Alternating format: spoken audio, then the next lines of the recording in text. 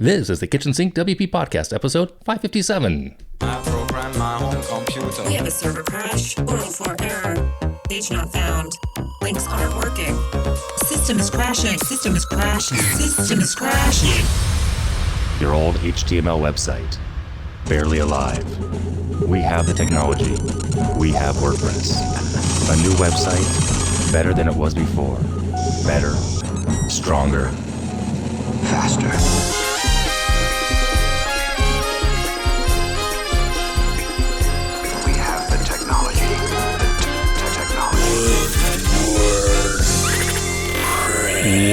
Hello, everybody. This is Adam Silver, the host of the Kitchen Sink WP podcast. Thanks for being here. Let's get started. All right, upcoming events. We have two next weekend. WordCamp Nairobi, November 1st and 2nd, and WordCamp Sydney, November 2nd and 3rd. And that's awesome. Yeah, it's Sydney, Australia. Just so you know, just make sure you have the right Sydney.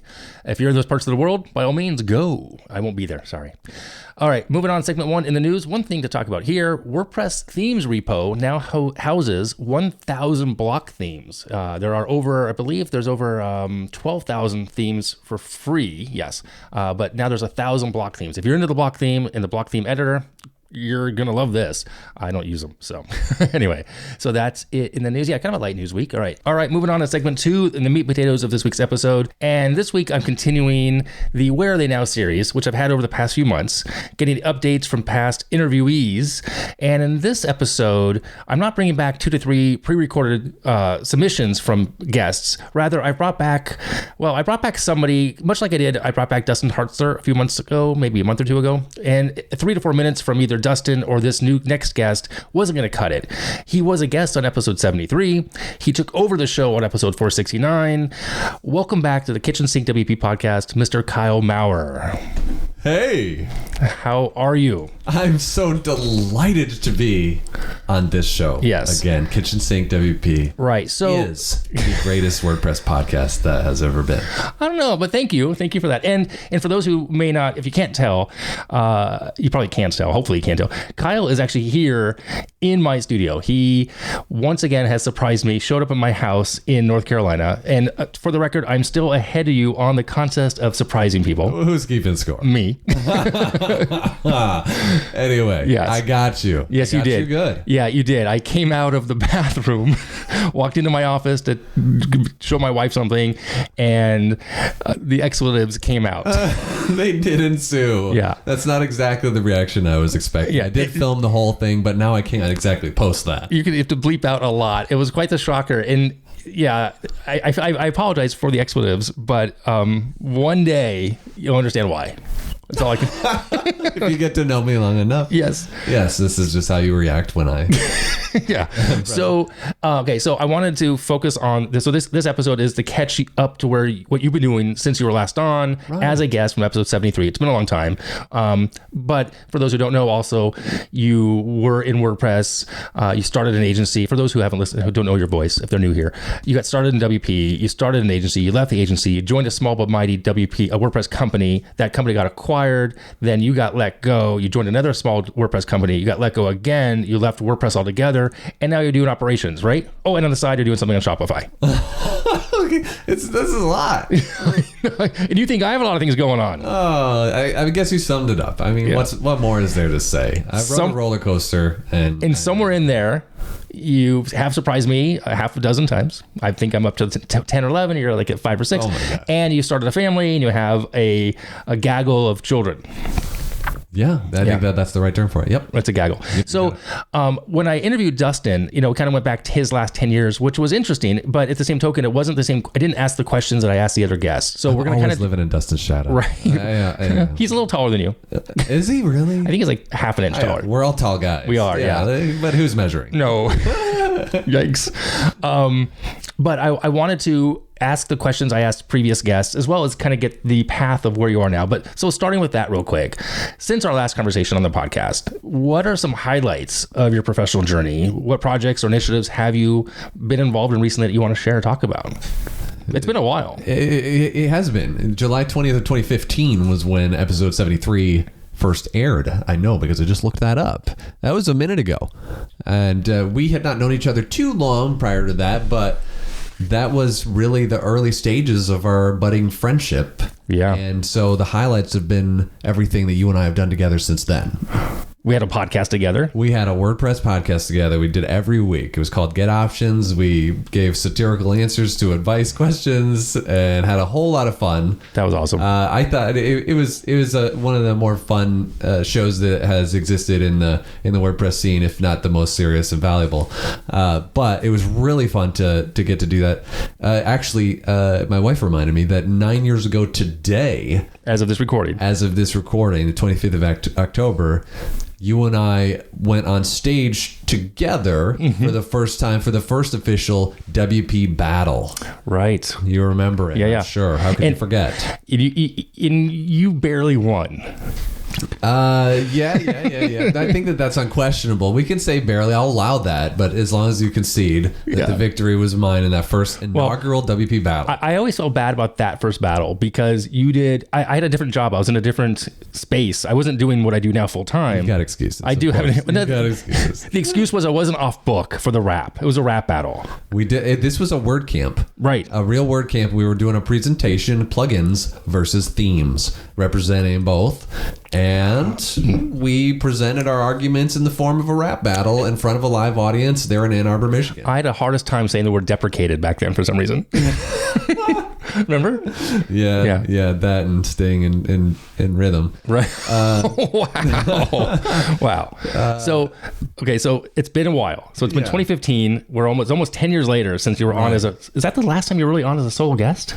Probably. I think that was the only time. You didn't have a habit of repeating guests. True. Over the years. True.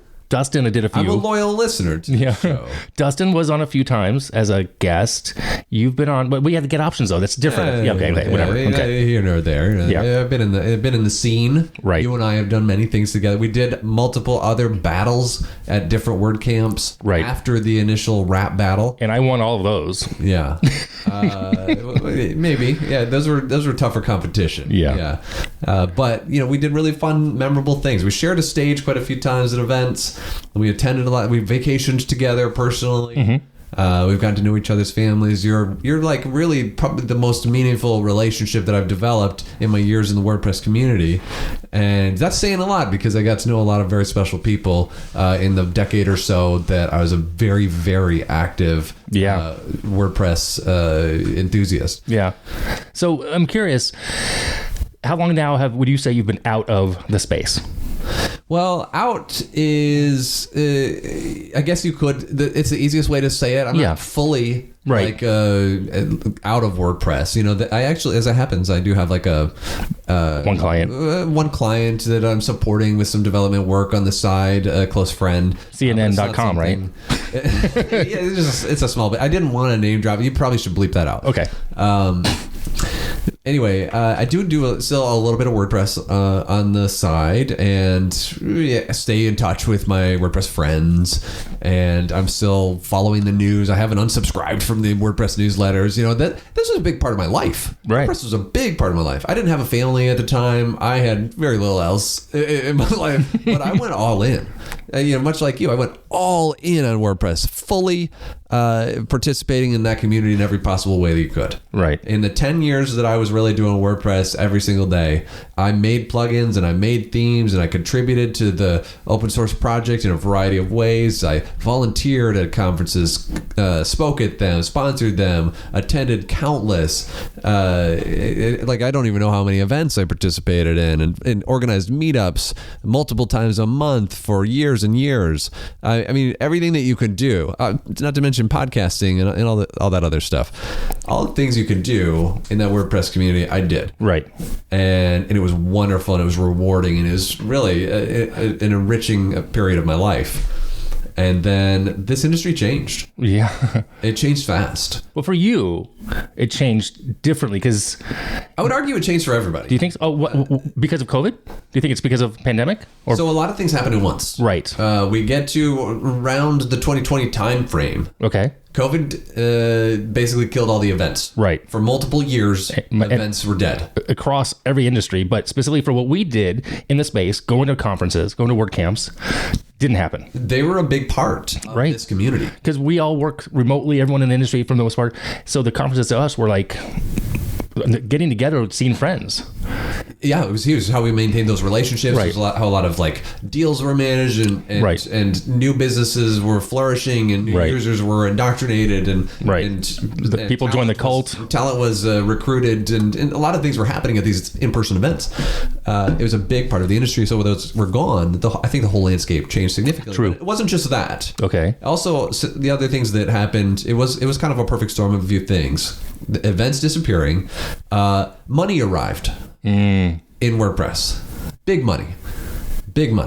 The big companies arrived on the scene, and a lot of acquisitions happened in a relatively short period of time. Yeah. So WordPress reached this point where WordPress has been continuing to grow. It had been a rising tide, a wave for years and years, and it was something that you might say the big companies took very little notice of until it basically reached that point towards the later end of the decade where it was worthy of the attention of the real money, the real big companies. And I don't mean to be disparaging towards the WordPress companies when I say that, but like there's large companies who took notice and money started pouring into the WordPress ecosystem, and a lot of small companies were acquired. And this was before, this podcast does not deal with and that doesn't address the issue of the hashtag. I'm just going to leave it at that. This is not that. No, we're not talking about that. I'm not talking about present moment.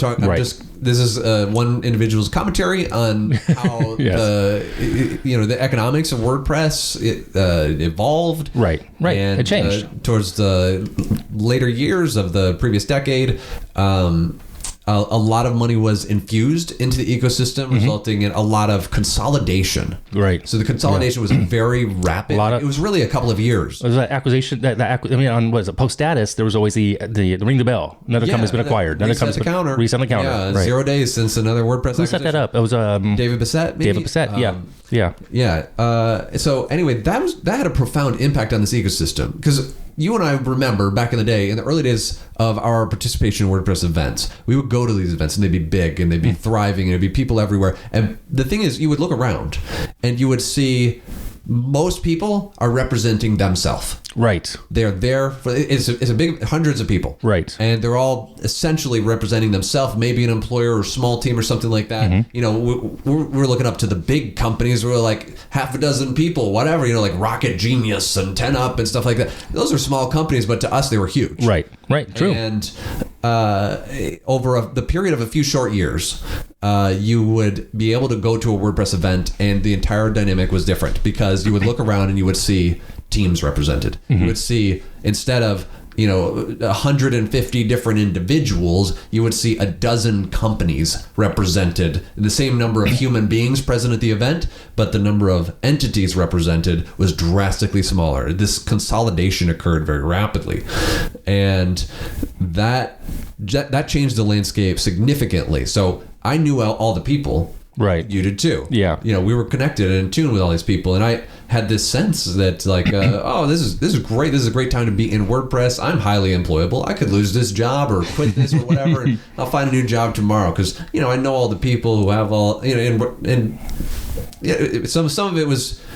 Some of it was true, and some of it was a little maybe overconfidence. Sure. I was younger, but I think that there was a lot of truth in the fact that my prospects were probably better at the time, pre-consolidation of the ecosystem. Right. And once that really occurred, I found over a short period of time that I looked around and I no longer knew any of the decision makers because they'd all sold. Right.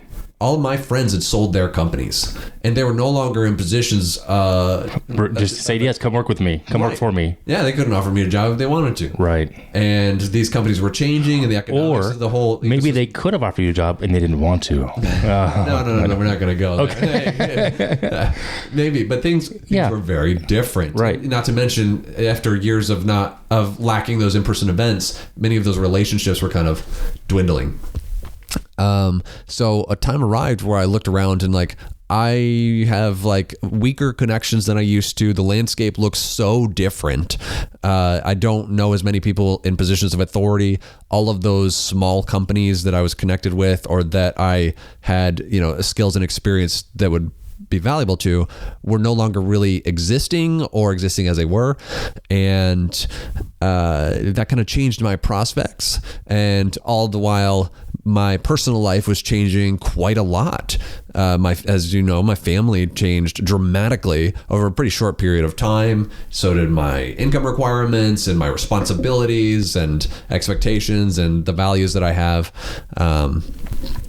All evolved, resulting in me finding myself in a pretty difficult situation I didn't expect to be in. Right. Following some unexpected layoffs.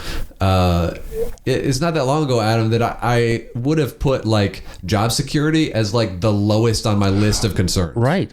And now it's the highest. I remember once we were walking at San Diego across like on that reservoir area, the aqueduct. Oh yeah. And you had said to me something, you didn't get it because you were young with no kids, and I am older than you by whatever years, at least a decade, if not almost 2. Sad but true.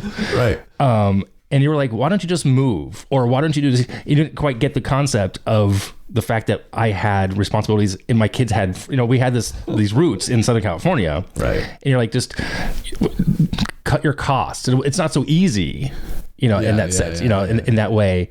And I remember that conversation pretty vividly. You griped about the cost of living in Redondo Beach. Of course. But my wife had a job there. Right. Kids had schools there. Yes. Up and moving at the time wasn't viable. I get it. So I had my company, I took the job, I left the job, a couple of things like that, same thing. But right. I remember, you were never really, your overhead, I remember you told me at one point, like what your mortgage was, and I won't say, but it was like a fraction of what my rent was. Oh yeah. Yeah. At the time you knew me, at the time I was on episode 73, I was probably paying $500 a month for a house. Right. I live in a small poor town, and I bought that house for like $35,000 right in 2009. Right. So stuff like that was it's just a different place in life. And now but I remember that a couple years later when you were stressed and, burnt out of your own agency that you helped, co-found. Right. You got it. It clicked for you. You're like, oh, I don't think you never say anything to me, but I noticed that you got it. Oh, I get it now. And then, and then once you had child number 1, child number 2, 3, etc. Yeah. You're like 4, 5, 6. Do you want any of the personal, or not for this show? Well, sure. Yeah. Actually, so real quick, kind of slight divergement. You went from you and Ashley, who we love, by the way. Oh, beautiful person. So 0 children to 6 in what time frame? Let's see. That was was it 4 years? 3 or 4 years? Well, we adopted our first child in 2017. Okay. Yeah. And then 2 years later, and we went to adopt again. Right. And then and we also got into foster care. Right. And so that it was 2020 when in the summer of 2020 we were barely even finished with our foster care licensing when 2 young boys were placed in our home. Mm-hmm. And that was when we were contacted by the birth mother of our first child. Mm-hmm. Just a couple weeks after that, we were still adjusting to these new 2 boys. Right. When the birth mother of our first child, we found out that she's expecting, and it was a kind of, would we take this child to situation. You're like, sure. Okay. Yes. We just took in 2 more kids, now to 3. So, okay, a 4th. That's when, a week later we found out that she's carrying twins. I love this story. So I know it was quite a time. This is the middle of 2020. It was already a crazy time. Right. And so we took in the 2 foster boys. We adopted the twins when they were born from the hospital. So we went from 1 to 5 over a period of about 4 weeks. Right. And that was quite an adjustment. Right. And so we made the best of it, and they're wonderful children. And we eventually adopted the boys from foster care. Mm-hmm. So we had 5 kids, and as you said before, the company I was working for was acquired, and that position didn't end up lasting like I was promised. And another job after that, that didn't really work out. And so shortly after unexpectedly finding myself unemployed again. I don't mean to laugh at you. I'm just near you. It was just, it was a very stressful time. Oh, I remember. I got first laid off right before Christmas the first time. And then a few months later, got laid off again in a position that just didn't work out. And I was supporting 5 kids and had no job. Right. And some freelance work. Yeah, it's a little bit of freelance work. I'm trying to make it work. I'm hustling. I'm out there every day. I remember there was one day where I had a very big interview at a big WordPress company, and with people that you know, and it was an important position. Oh, I know it is. All day long for this interview. And I think it went pretty well. And I went home that day, and I was telling my wife about it. Like, oh gosh, that was quite an interview. I'm not sure if this is gonna work. Yada yada. I'm telling her about this, and she's like, "Okay, that's great. Birth mom had another baby today. We need to decide if we're gonna go adopt that one too today, right now." Right. So, I think you had called me that day. I think you did. I was because. I think I was one of your first calls in those in all these situations. I mean, also for the record, I mean, I love your kids. They know me. They all know me. I was a letter of recommendation as far as the process is, because I mean, as far as character very gracious for the Mauers, character letters. So I've always felt like you guys are like salt of the earth to my mind. Yeah. So, well, these were situations that, you know, it's not like wasn't planned. Right. You know, this isn't exactly what. It's kind of what you sign up for, but it's not exactly what you expect. Right. And you put yourself in a situation where you kind of can't say no. Right. It's very difficult to say no. Whereas the sibling of your children. Are you still looking to it? You're looking to adopt my kids now. They're grown adults. Oh, that's right. They are. They're grown adults. They're very special kids. You're a model parent. Please go on. Yes. All right. But yes, we adopted our 6th child in the midst of my most recent unemployment. Right. And it was a bit of a stressful time, but we made the best of it, and now I have the 6th. And shortly after that, I was able to get a position that was my first full-time job outside of WordPress. Which is what you're doing now. That's what I'm doing right now. I'm the director of operations and product at a different company in a different open source community that is not WordPress. What is this? Do you want to share what it is that you do? Yeah, I work for a company that's called Autotroph. We have a couple of brands that exist in the Blender ecosystem. Blender is 3D design and animation software. So we have one brand that's like an education site, e-learning membership site, and we have another brand that is a digital marketplace for people who make tools and digital assets, 3D assets, and add basically like plugins for Blender. Okay. So I manage the software development team that is building both of those sites and maintaining them, and also run operations for the company. So it's another open source ecosystem, which I think has been very educational and eye-opening to exist in. It's smaller in terms of size than WordPress. It's older than WordPress, but it's smaller. Right. And how much older is it?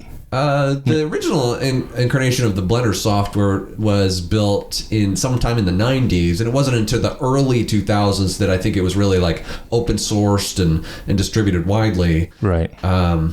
So it goes back quite a ways. Do you want to share real quick who owns that company?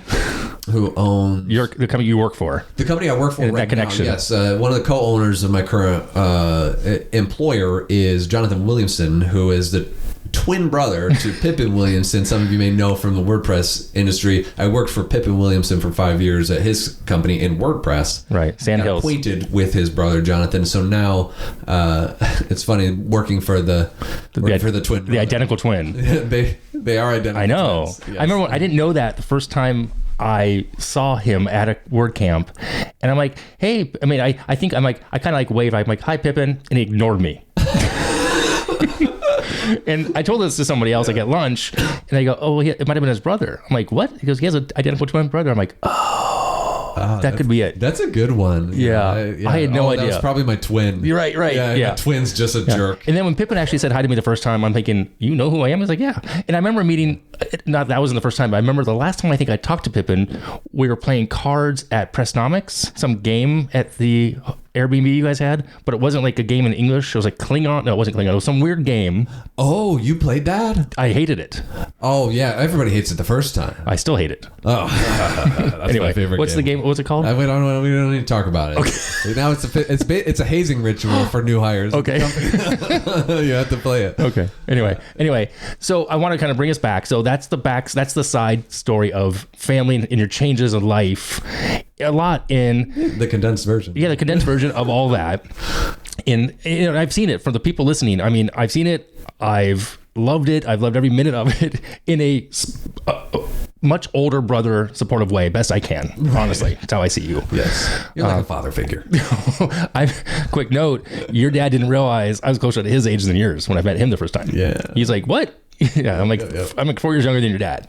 Yeah, it's crazy. Yeah, he has a close friend named Adam too, and so we joke. I'm going to see my friend Adam. You know, yes. My Adam. You're my Adam. Right. You know. So, not to go too long, because we could talk for an hour about all the things that we've gone through together, even just since you were at episode 73. But I wanted to ask this next question real quick. So, based on what you do right now, you like it, operations. Yeah, that piece operations and product. Really, yes. You're a fan. Did you see yourself going this way? Like since episode 7, what was it, 2015 you said? Did you see this evolving? You know, the specifics, I think are surprising how they unfolded, but the fact that I ended up specializing in these particular areas, I don't think that shocks me. Operations and product are, I think, unsurprising outcomes to be specialties of mine. Operations specifically because I have like a business background and ran a business of my own for some time. My degree is in business, and the whole everything that goes into shaping and building and growing successful companies and taking a holistic view at the actual organization is fascinating to me, and it's something I'm very passionate about. And I'm a huge people pleaser too. And so the idea of getting to work on creating great employment experiences for people, looking around, making this team happy and making everybody just love their job here, I get so stoked about that. So I'm curious. I want to dig into that for a second.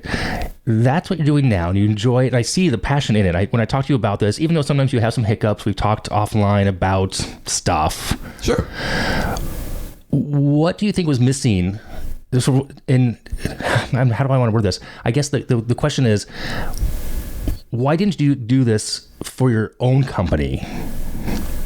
Oh, age, experience. That's a huge factor. Okay. So I started my own company when I was 23 or 4. Right.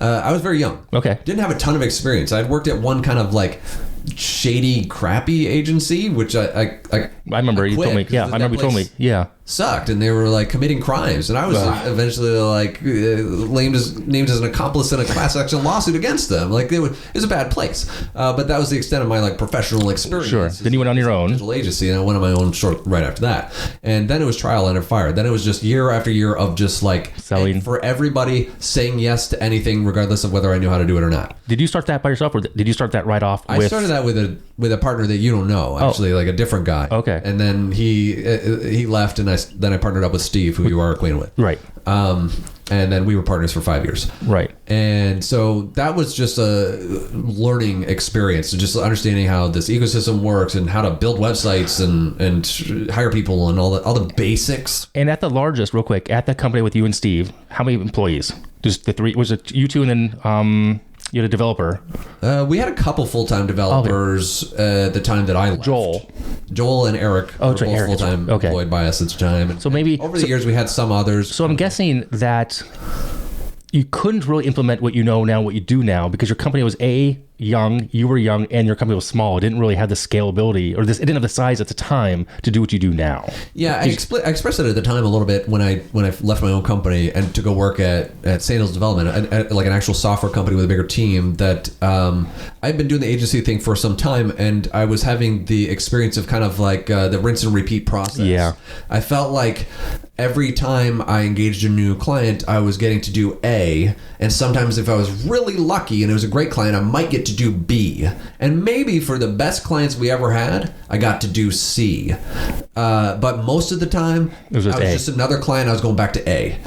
And I really wanted to do D and E and F. I wanted to keep going. And I knew that if I worked at a product company, where we're working continuously on the same thing, that would be my opportunity to kind of go deeper and learn more, enrich my knowledge, and flex all my skills. Truth be told, I'm still running Concierge WP, and it's... Do you relate to what I totally do, because my role is biz dev.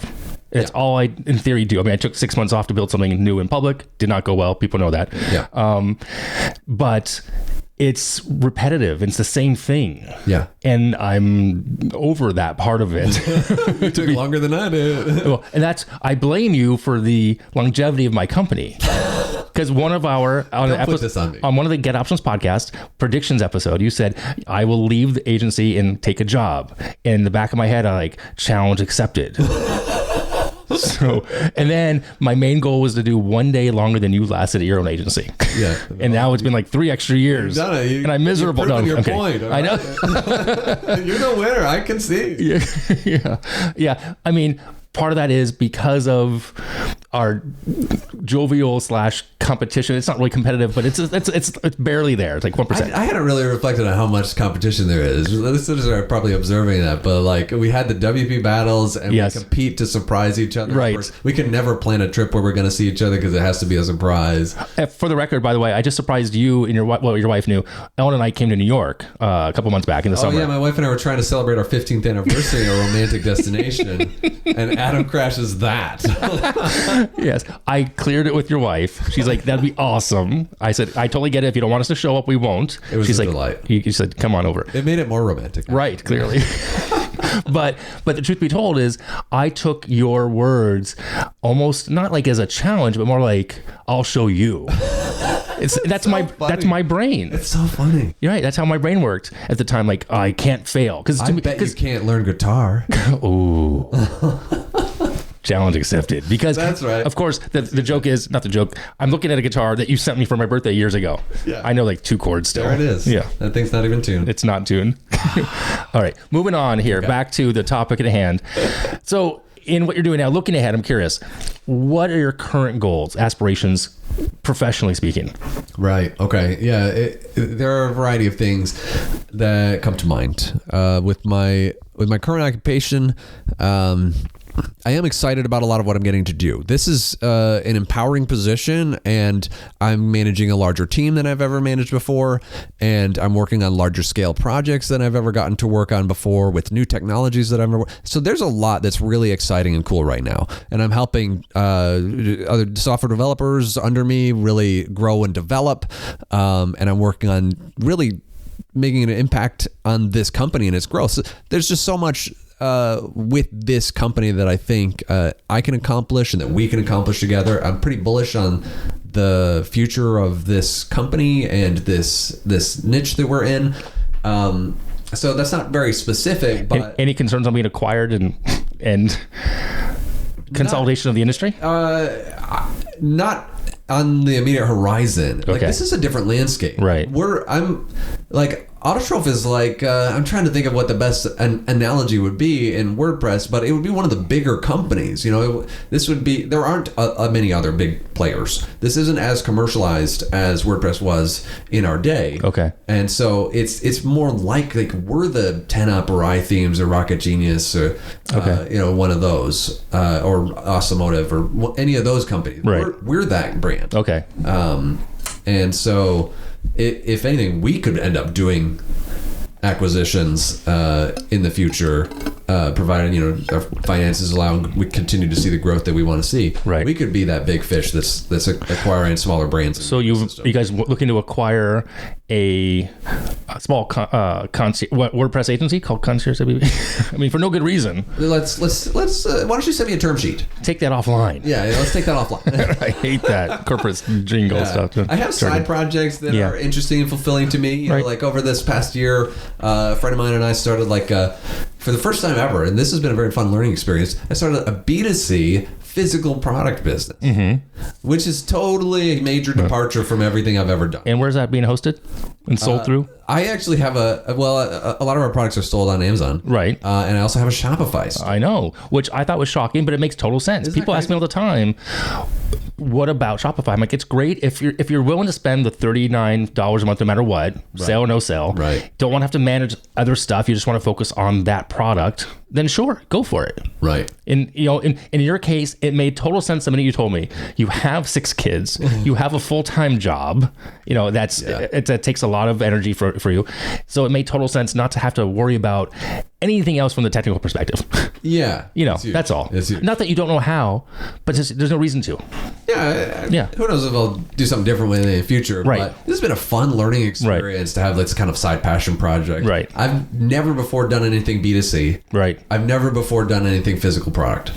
And now I'm doing that with a friend, and we've got the whole thing, order inventory and have physical items that we barcode and ship to Amazon. I have a B2C. Stuff. It's crazy. I have the Strava maps. Yeah, you do too. Right. You've dabbled in it as well, and it's kind of fun. I love it, but it's in my case, it's hard to automate. And so mine's customized. It's a customized Strava map thing that I do for the Run Adam Run brand. And the fear I have is the scalability of that product, because it's me creating something. Right. With Photoshop and stuff. Yeah, you have to process every order. Pretty much. I can't, there's no way, and I've done the digging. I've talked to Scott Rummery, I've talked to other people, and Marcus Burnett, APIs. I love you name dropping all these people that I miss. I just want to call out all the people that I miss. Everybody who might be listening to the show. Marcus Burnett, you're awesome. I miss you, dude. You're super cool. He's amazing. The other people. Who else listens to the Courtney show? Robertson. Courtney Robertson. Oh, you're amazing. Right. Courtney is so cool. I miss talking to her. Yeah. And admire her so much. Right.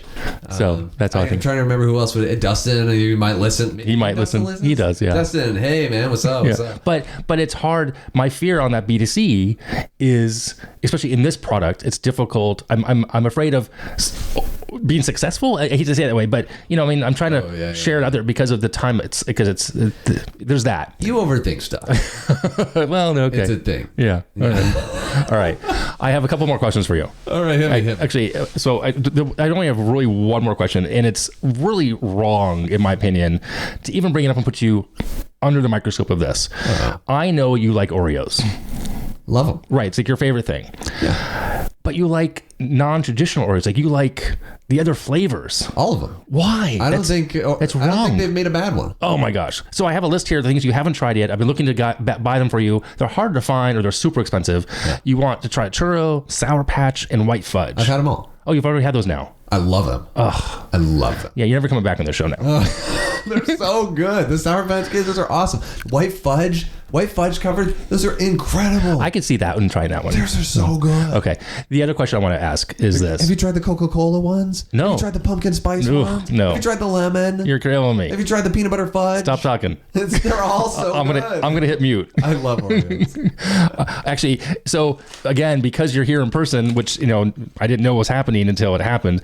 I went this morning to the Dollar Tree and I bought Oreo minis. I was gonna eat them on air with you, like while you were on Zoom in Michigan. I can't do that now because it's just weird. I'll eat them for you. Yeah, well, you have them later. Thank you. But the other question is, so since episode 73, and since we've known each other for so long, and being back right now on the show, and to kind of wrap things up and kind of put a bow tie on Rap? Did you say rap? Yeah, sure. No, I did not say rap. Let's go. To put a bow tie on it is this: knowing what you know, what you've been through. What would you tell your 25-year-old self? Oh shoot, Adam! Wow, my 25-year-old self. Because you're now 37. That's correct. Yeah, even 27-year-old self. What would you tell yourself? What you know now? What would you tell your 27-year-old self about business world of what you've experienced? Oh, about business. Yeah. Okay. Work, business, employee, that kind of thing. Holy crap. Or life. If you want to just kind of go broad stroke, what would you tell yourself? I don't know. Life would be just a reminder to not neglect the important relationships here in life. Okay. In this period, I also roughly a 3-year span, I lost all 4 of my grandparents. Oh yeah. And I miss all of them very dearly. Right. And I didn't know that they were all, I had such limited time with them, and those weren't the only people that I lost in this time. And so probably some don't neglect these important relationships. Just maximize the time that you can spend while you have them. And I might express, speaking to my younger self, I might express a similar sentiment to the me that was really making the most of my time in WordPress.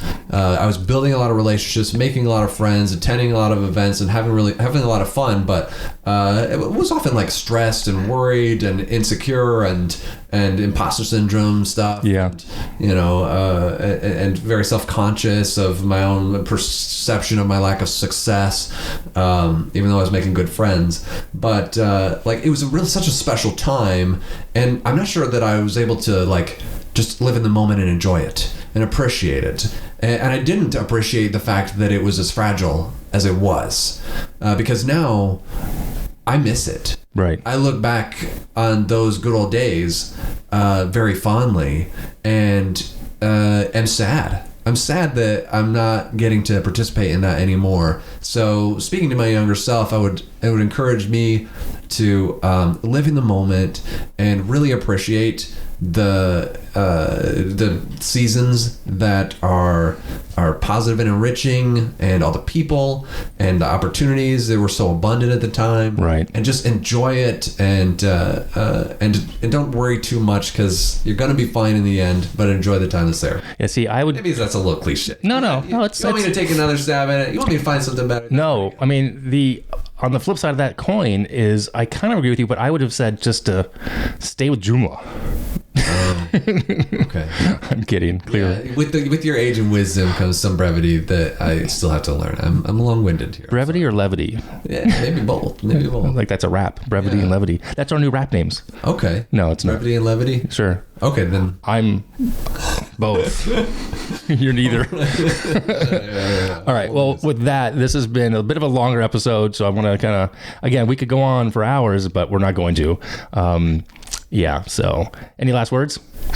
If you ask me last week, start shouting out people. They're all of you are awesome listeners. I love you. Adam, do you listen? Mark, do you listen? You guys are awesome, and I miss every one of you.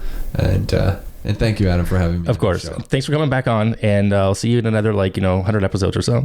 I hope so. Okay. Talk to you later. All right. Again, thanks, Kyle, for being here, sitting right next to me, looking at his phone, catching all the things. Last thing to talk about here, segment 3, tip and tool of the week. This week's tip, it's a tool. It's called CommandUI. It's over at CommandUI.com. I have no connection to this. Apparently, there's a waiting list, but it is kind of like a so it's an instant access to everything in WordPress. So they say it's kind of like a what's it called? Not Quicksilver. An Alfred, like a launcher type of service for your OS, but for a WordPress site. It's kind of cool. There's a video, you can check it out. There's a 10-minute demo, you can check out a video. Anyway, go check it out. I'm gonna say that 4 more times. Check it out.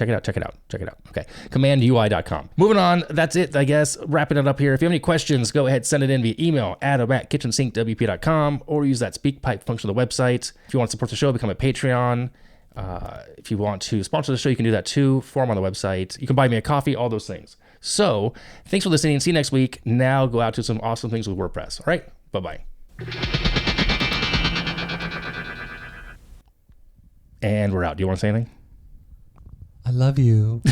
Okay. That's it. That's all you got. I love WordPress. Okay. And Kitchen Sink WP listeners. Oh, thanks. Okay. Bye.